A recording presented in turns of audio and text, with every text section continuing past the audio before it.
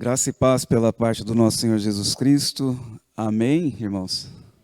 Primeiramente, eu quero agradecer a oportunidade, o privilégio, de estar fazendo parte dessa comunidade tão amada por Deus e também de ter sido convidado para compartilhar uma dessas palavras, do nosso Senhor Jesus Cristo. E a palavra de Deus, ela é vida. A palavra de Deus, ela é esperança e traz sempre uma nova dimensão para as nossas vidas.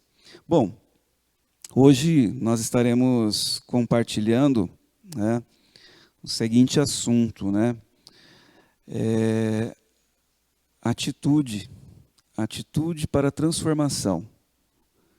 E o texto que nós vamos fazer a nossa meditação, eu gostaria que você que está na sua casa, essa noite, abrisse no livro do profeta Ezequiel. Ezequiel capítulo 22, versículo 30. É uma passagem bem conhecida, que diz assim: E busquei dentre eles um homem que estivesse tapando o muro, e estivesse na brecha perante mim por essa terra, para que eu não a destruísse, porém a ninguém achei. Curve sua fronte novamente. Vamos fazer uma nova oração rápida. Pai amado, Pai querido, nós queremos nesse momento pedir que o Senhor esteja indo através do seu Santo Espírito a cada lar, a cada casa, falando a cada pessoa, Senhor Deus, que nesse momento está assistindo esse vídeo, acompanhando esse vídeo. Que o seu Espírito Santo possa fazer uma obra transformadora, uma obra redentora, uma obra maravilhosa na vida de cada pessoa que tiver acesso. O Senhor esteja comigo também, que essa transformação venha começar primeiramente em minha vida, começar em mim. Nós oramos assim, gratos desde já, no nome santo de Jesus Cristo, seu Filho amado. Amém? Bom, o tema que eu resolvi trazer para que nós viéssemos fazer uma reflexão, uma meditação nessa noite, tem com o seguinte título na realidade: O homem a quem Deus procura. O homem a quem Deus procura. Bom, eu poderia ler todo o capítulo 22, para que a gente tivesse, na realidade, uma explanação de tudo o que estava acontecendo, mas eu vou fazer uma contextualização bem rápida do capítulo 22, que, na realidade, Deus, através do profeta, Deus começa, na realidade, a falar para o profeta, a explanar para o profeta a situação social em que o povo israelita estava vivendo naquele momento. Como estava o comportamento deles, como estava a ética ou a falta de ética, a moral ou a falta de moral, de moralidade. E, na realidade, aos olhos de Deus, as 4 classes sociais constituídas naquela época estavam degeneradas. Quais eram essas classes? Bom, no versículo 29 nós encontramos o povo, a cidade. A cidade estava totalmente degenerada. Encontramos no versículo 27 a corte, os príncipes, os governantes. No versículo 26 nós encontramos os sacerdotes, ou seja, o templo. No versículo 26 e 28 nós encontramos, incluindo o nosso profeta que está recebendo essa mensagem do próprio Deus, os profetas da época. Através dessa história, eu trago a mim e a você a seguinte pergunta: como tem sido a atitude e como pode ser a atitude do cristão na sociedade em todos os segmentos atualmente? Como tem sido então a atitude e como pode ser a atitude de um verdadeiro cristão na sociedade dos dias de hoje? Bom, assim como o texto no versículo 30, menciona, eu acredito que Deus sempre busca e espera por homens e mulheres, ok? Quando eu falo homens no sentido genérico, homens e mulheres que se disponham e se condicionem a se posicionarem na brecha. Qual perfil, ou melhor, né? Quais as atitudes de um homem condicionado a se pôr nessa brecha? Eu vou fazer uma pequena contextualização desse texto também, que faz uma referência lá em Neemias, tá? No capítulo 1 e até o versículo 3, né? Faz a menção de que Neemias estava em Suzano, uma fortaleza, e irmãos dele atravessaram o muro. E lá no versículo 3 diz que tinha fenda nesse muro. Provavelmente várias fendas. Fendas são brechas. E uma coisa interessante é que quando um estado, uma cidade, um país, ele é cercado por muros, é justamente para manter a defesa, para manter o limite, para que pessoas de outra nação não invadam aquele lugar. E quando encontrava-se brechas, ou seja, buracos, fendas, geralmente era colocado um soldado numa guarita para poder cuidar ali, para que não houvesse invasão. Os ladrões entrassem ali para saquear, ou até, em outras circunstâncias, alguém jogar um lixo, jogar bicho morto. Né? Vamos fazer uma contextualização dos dias de hoje aqui. Você tem um terreno, né? Se você não cercar ele, se você não colocar o farpado lá e não limpar esse terreno, as pessoas vão jogar sujeira lá e você vai ter só prejuízo. Então, era justamente isso.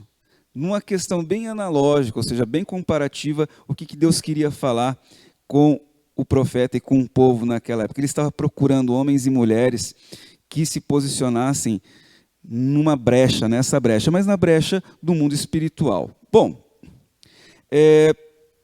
então, qual tipo de homem, qual perfil de homem condicionado a se pôr nessa brecha? Primeiro, o homem que reconheça a sua miséria e seja aberto ao arrependimento e ao perdão.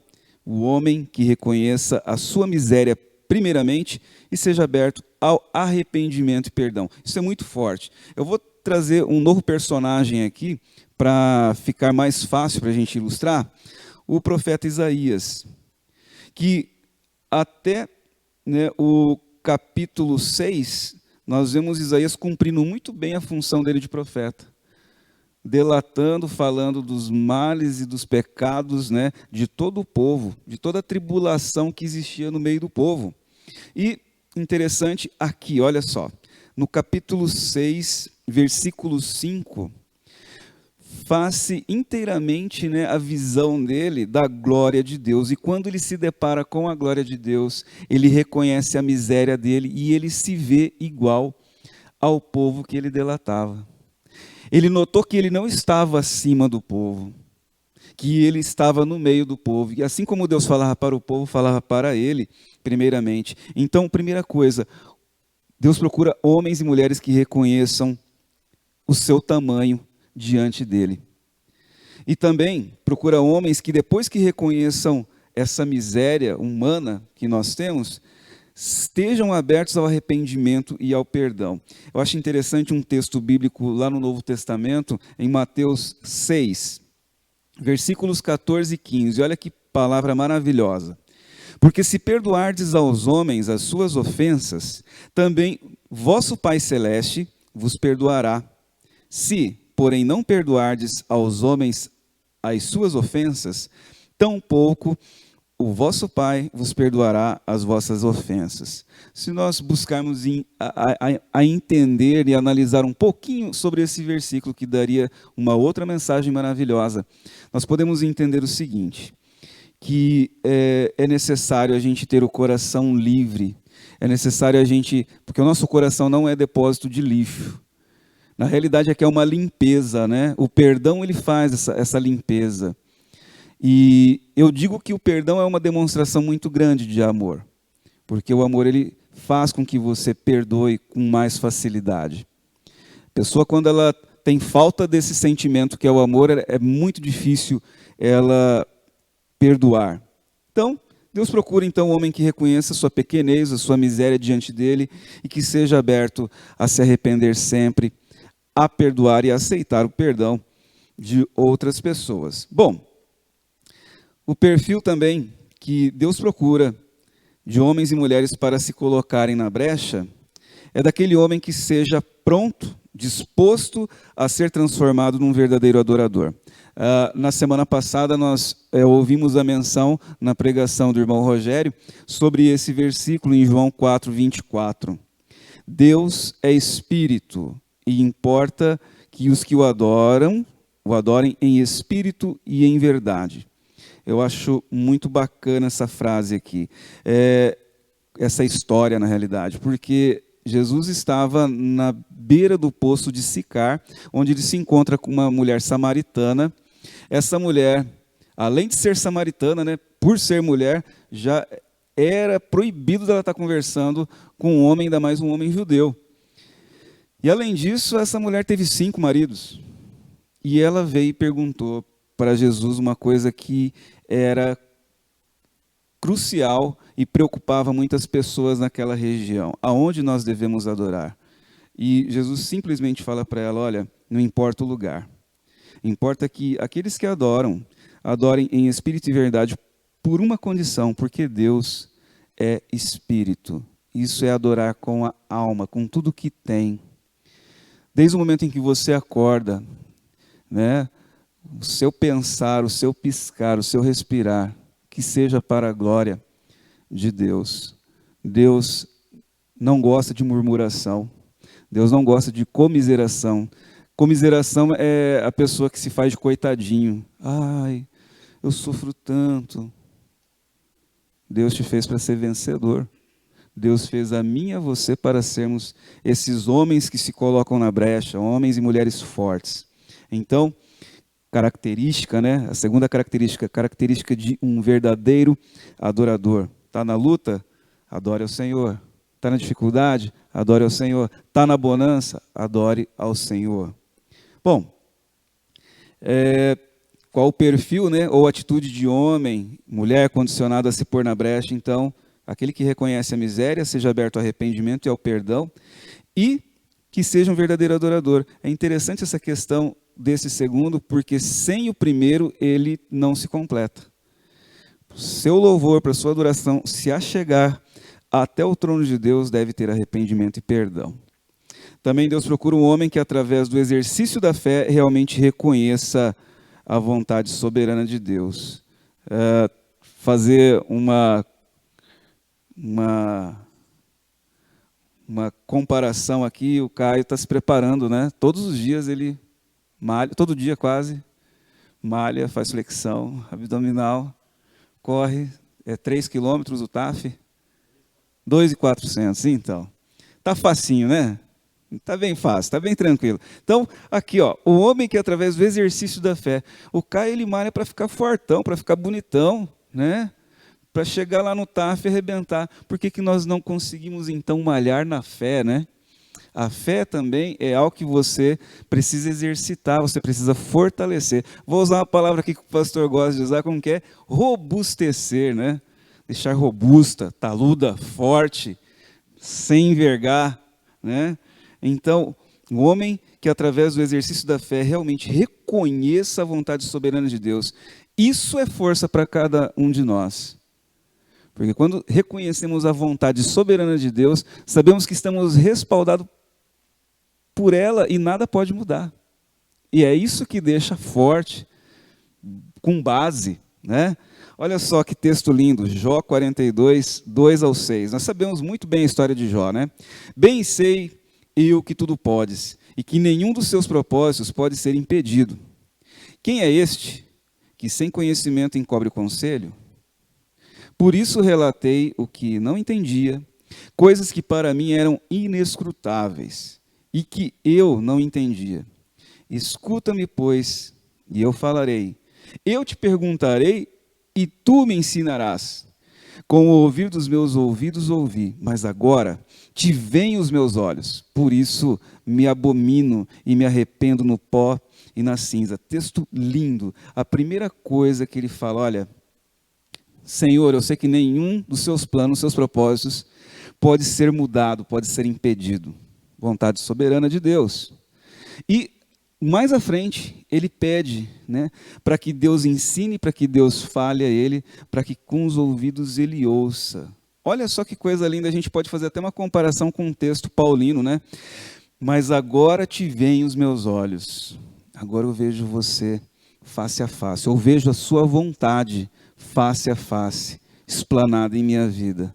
E agora, então, olha só, a primeira característica que nós vimos, né, o homem que reconhece a sua miséria. Jó reconheceu a sua miséria falando, por isso me abomino. E olha só, além de reconhecer a miséria, ser aberto ao arrependimento e ao perdão. Por isso eu me abomino e me arrependo no pó e na cinza. Eu poderia citar Davi, né? Davi que fez muito isso aí. Quando Davi fazia coisa errada, né? O que ele fazia? Ele ia lá, rasgava, colocava roupas de saco e ia para o pó, chorava e se arrependia. Um outro texto bíblico maravilhoso relacionado ao homem que, através do exercício da fé, realmente reconhece a vontade soberana de Deus, está em Jeremias 29, do 11 ao 13. Olha que promessa maravilhosa. Graças a ele nós temos a vontade soberana, né? Porque eu bem sei os pensamentos que tenho ao vosso respeito, diz o Senhor. Quais pensamentos são? São pensamentos de paz e não de mal, para vos dar o fim que esperais. Então me invocareis, e ireis, e orareis a mim, e eu vos ouvirei. Buscar-me-eis e me achareis quando me buscardes com todo o vosso coração. Olha só, né, a ligação que tem com o segundo homem aqui, que é o homem disposto a ser transformado em um verdadeiro adorador. Tá? Quando me buscardes de todo o vosso coração, quando me buscardes com a sua alma. E os pensamentos que o Senhor fala aqui para Jeremias, esses mesmos pensamentos que são de paz e de mal, eles não podem ser mudados. Bom, qual a característica, o perfil, né, e atitudes de um homem condicionado a se pôr na brecha? O último eu relaciono agora, que é o homem que esteja apto. E eu posso substituir essa palavra por apto como maduro, para aprender a ser tratável. Porque é difícil você ser tratado, hein? Ninguém gosta de ser chamado a atenção. Você vai passar pelo Cefap e você vai ver como que é difícil. Né? Às vezes você vê um cara igual você lá, mas ele está hierarquicamente, né, acima de você e às vezes ele vai ordenar coisas que você não vai querer obedecer. Estou citando mais o Caio assim como exemplo porque eu fui militar também. Né? Passei por 6 anos na caserna e conheço muito bem como que funciona isso aí. Isso vem para amadurecer a gente. Às vezes você ser humilhado traz maturidade. Faz você aprender a ser uma pessoa mais tratável. Olha só, Jeremias de novo. Capítulo 1, versículo 6 ao 10 diz assim. Então disse eu, Senhor Deus, eis que eu não sei falar, porque ainda sou um menino. Mas o Senhor me disse, não digas, eu sou um menino, porque a todos a quem eu te enviar, irás. E tudo quanto te mandar, falarás. Não temas diante deles, porque estou contigo, para te livrar, diz o Senhor.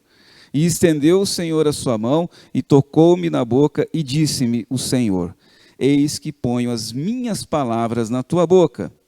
Olha, ponho-te nesse dia sobre as nações, e sobre os reinos, para arrancares e para derrubares, e para destruíres, e para arruinares, e também para edificares e plantares.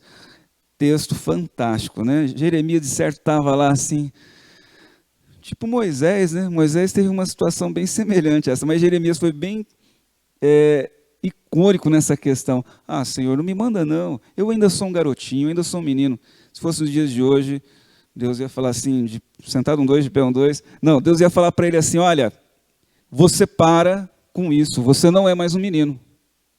Você é um homem, você é barbado. Assuma a sua responsabilidade como cidadão diante do povo e como profeta levantado por mim. Porque sou eu quem vou falar por você. Eu estarei apenas utilizando a sua voz. Então seja meu instrumento. Tenho o privilégio de ser o meu instrumento. Em Atos 9, do 15 ao 16, olha só. Apóstolo Paulo aqui. Mas o Senhor disse a Ananias, vá, este homem é meu instrumento escolhido para levar o meu nome perante os gentios e seus reis e perante o povo de Israel. E mostrarei a ele o quanto deve sofrer pelo meu nome. Sofrimento iria fazer Paulo crescer também. Paulo estava todo bonitão, em cima do cavalo, né? indo para pegar uns cristãos e, né? O que aconteceu? Ele vivia provocando. Quero saber quem que esse Jesus é esse, que eu pego os cristãos aí, faço o que bem entendo. E de repente, no meio do caminho, ele vê um clarão que deixa ele cego, faz ele cair do cavalo. E quando ele cai cego, ele pergunta: quem és tu, Senhor? E Jesus simplesmente fala: pois é, Paulo, você queria me conhecer? Sou Jesus, a quem você tem perseguido. E ele fala para Paulo que em determinado local ele encontraria Ananias e que Ananias já estava sabendo da chegada dele ali. Olha só, Paulo, um homem temido socialmente, um homem formado, uma autoridade, se depara com a grandiosidade de Deus. Ele vê a miséria dele. Ele vê que ele precisa de arrependimento também, de perdão. Paulo vai até Ananias para entender o que é ser um adorador, porque nessa pequena parte aqui, eu vou mostrar a ele o quanto ele deve sofrer pelo meu nome. Ser forjado um adorador não é coisa fácil. O exercício da fé também a gente vê em Paulo, e o reconhecimento da vontade soberana, que os planos de Deus não poderiam mudar sobre ele, para que ele se tornasse tratável e maduro. Irmãos, eu quero concluir contando uma seguinte ilustração. O nome dessa ilustração é o Professor e o Anel. Conta-se a história de um professor que estava mexendo com umas provas e de repente veio um aluno desesperado e esse aluno: professor, eu me sinto mal, as pessoas falam mal de mim, eu me sinto um idiota, eu me sinto uma pessoa inútil. E eu preciso muito da sua ajuda. E o professor falou: filho, eu estou corrigindo umas provas aqui, volta depois. E aquele menino começou a chorar, e na hora que ele foi saindo, o professor falou: não, peraí, vem cá, antes de você ir embora, eu quero que você pegue o meu anel, pegue o meu cavalo, faz de conta que... Não, você hoje. Pegue o meu anel, você pegue o meu cavalo e vá até a cidade. E você vai vender meu anel, mas eu não quero que seja por menos de uma moeda de ouro. Tá ok? Aí ele foi. Foi para a cidade. Chegando lá, ele começou a oferecer para um, oferecer para outro no mercado e tal. E de repente, ninguém quis comprar o anel, acharam muito caro. Até que um senhor de idade falou: meu filho, esse anel, ele é muito caro, mas ele não vale tudo isso aí, ele vale apenas uma moeda de prata, no máximo. Uma outra pessoa quis ajudá-lo, falou: eu dou uma moeda de prata e um caneco de bronze, se você quiser. Aí ele lembrou, o professor falou que não era para vender por menos de uma moeda de ouro, então vou levar o anel. E chegando, final de tarde, já cansado, com fome, falou: professor, eu tentei de todas as formas, se eu tivesse a moeda de ouro, eu daria pelo seu anel, mas o seu anel não vale isso aí, a gente não pode enganar as pessoas. O professor falou: é verdade, meu filho. Então você vai fazer o seguinte: nem água você vai tomar. Não vai tomar água, não. Você pega o meu anel de novo, esse, monta no meu cavalo, vá até o joalheiro e peça para ele avaliar o anel. Não importa o valor que ele te oferecer, não venda o anel. Quero saber apenas o valor do anel. Ele chegou lá no joalheiro, mostrou o anel, o joalheiro começou a olhar e falou: olha, se o professor tiver pressa para vender, eu dou 8 moedas de ouro para ele. O menino: o quê? 8 moedas de ouro? Mas se ele não tiver pressa, se ele puder esperar alguns dias, eu dou 10 moedas. Ele lembrou que não era para vender, independente do valor. Ele pega o cavalo, ele volta, chega até o professor, todo contente: professor, ele ofereceu, se o senhor não tiver com pressa, se o senhor tiver com pressa, muita pressa, é 8 moedas de ouro. Mas se não tiver, 10. E aí, 8 ou 10? O professor deu risada assim para ele e falou: pois é, 8, 8 moedas de ouro. Eu não vou vender esse anel. A única coisa que eu queria fazer, meu filho, era mostrar a você que esse anel sou eu, é você. Nos mercados da vida, muitas pessoas dão um pequeno valor a gente. As pessoas não valorizam. Mas nós somos como esse anel. feitos pelo ourives maior.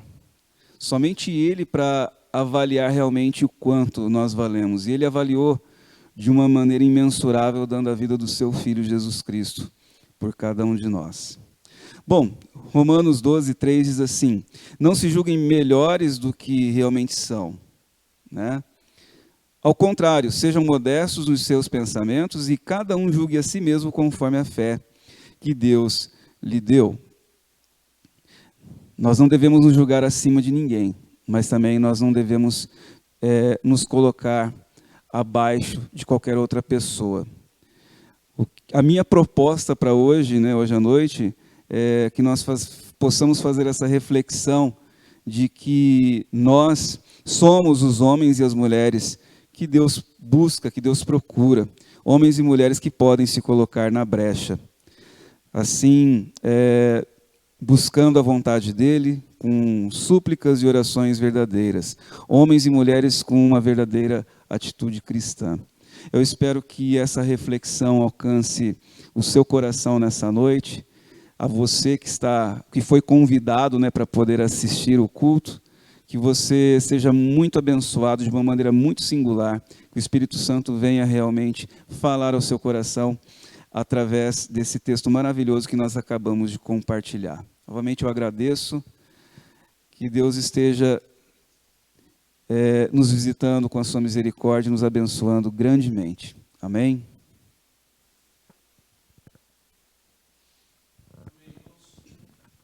Louvado seja o nome do Senhor, que a palavra dele seja aplicada no nosso coração. Vamos orar pedindo isso agora a esse Deus Todo-Poderoso, que aplique essa palavra. Foram ditos tantos versículos aqui, estou com o sermão aqui na mão, não anotei, mas a minha orientação sempre à igreja, e no boletim nosso a gente deixa lugar para você anotar, e faça esse exercício também, que você vai ouvir e vai escrever e vai aprender melhor, tá bom? Então oremos a esse Deus. Deus Todo-Poderoso, obrigado pela palavra que nós lemos, pelas orientações, que possamos, ó Deus, ser esse homem, mulher, como disse o pregador, que nos coloquemos na brecha para, Deus, estarmos servindo o Senhor com as nossas vidas. Fica conosco, aplica essa palavra, Pai, no nosso coração. É o nosso pedido, Pai, em nome de Jesus. Amém. Para louvor e glória do nosso Deus, vamos cantar o hino de número 155 e assim estamos caminhando já para o final do nosso culto.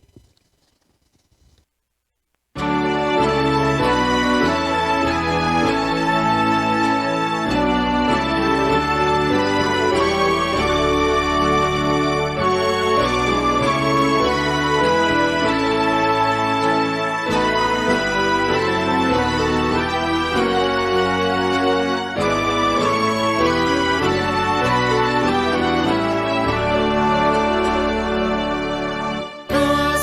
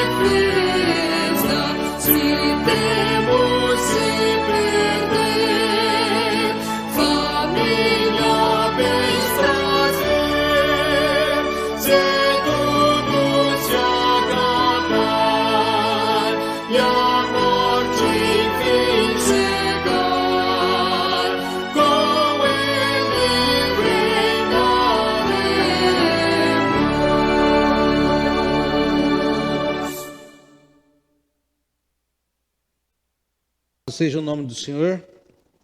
Ele é o nosso castelo forte e é dessa forma que a gente tem que seguir, pensando nesse Deus que nos sustenta a cada dia. Irmãos, caminhando para o final, gostaria que você estivesse se colocando agora na presença do Senhor, como nós temos feito durante os nossos cultos, e oremos a oração final e assim a Deus, agradecemos a Deus por mais esse dia que Ele tem nos dado. Oremos. Senhor, obrigado, Senhor, por esta palavra que foi lida, que foi explicada, e pedimos que o Senhor aplique ela no nosso coração a cada dia, para sermos fortes diante das tempestades, diante das dificuldades, e a Deus possamos não olhar para as circunstâncias, mas olhar para o Senhor. Que sejamos homens e mulheres, ó Deus, tratável, que sejamos, ó Deus, maleável na Tua presença, pois só assim, ó Deus, como Isaías viu a sua miséria, nós possamos também ver as nossas dificuldades, Pai, e nos colocarmos como uma pessoa que só o Senhor pode mudar. Obrigado, Senhor, pela oportunidade de mais um culto, de mais um dia, Senhor, na Tua presença. Abençoe esses irmãos que estão em casa nesse momento, ouvindo essa palavra. Pedimos por cada um deles, Pai. Fortalece a Tua fé, fortalece, Deus, os lares, abençoa os lares de cada um. E que, ó Deus, pedimos que o Senhor, muito breve, nos conceda a oportunidade de novamente estarmos juntos, Pai. Abençoe-nos, Deus.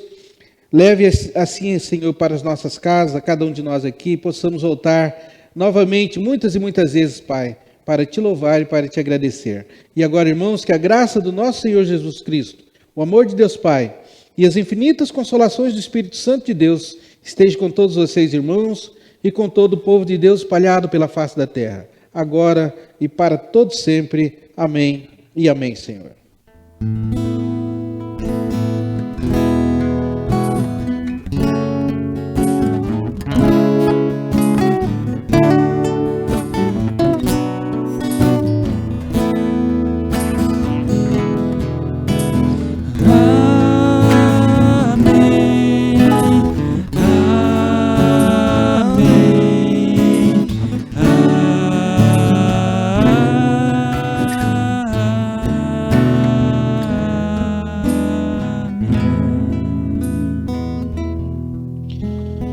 Deus abençoe a nossa semana, Deus abençoe a igreja do Senhor, firme e forte, já que Deus nos abençoe, estaremos juntos na presença dEle. Boa semana a todos, Deus abençoe.